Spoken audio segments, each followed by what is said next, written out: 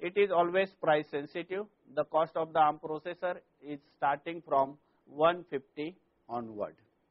Then it will always support low cost memory devices.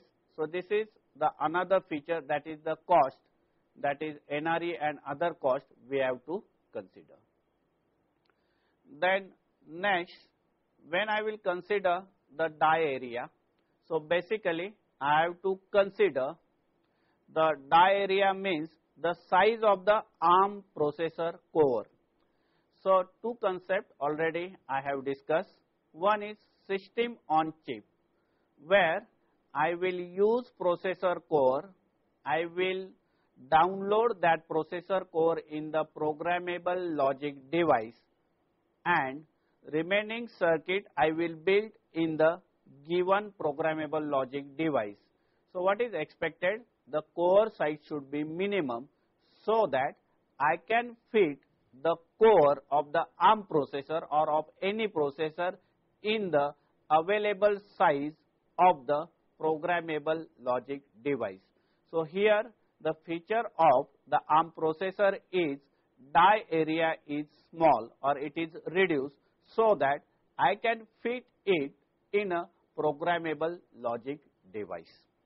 And the last and the most essential feature of the ARM processor, debug capability. Debug means removing bugs from the program.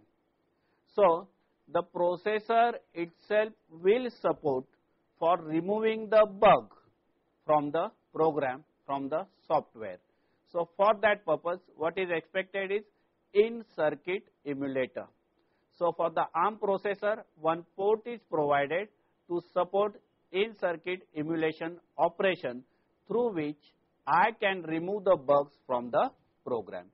So why ARM? For the embedded, again, so low power consumption, high code density, low price, reduced die area, and the on-chip debug capability. So these are the very important features of the ARM processor. After this, we will consider the next aspect. Now, when we consider the performance measure of the today's system, in short, what is performance measure?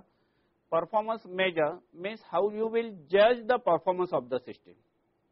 Now, whenever you will refer the block diagram of an embedded system or the hardware architecture of an embedded system, along with processor, we are using external memory, input-output devices, then we have to consider communication interface and some application-specific circuits. So even though processor is working at high speed, it is not necessary all supporting devices should work at the same speed.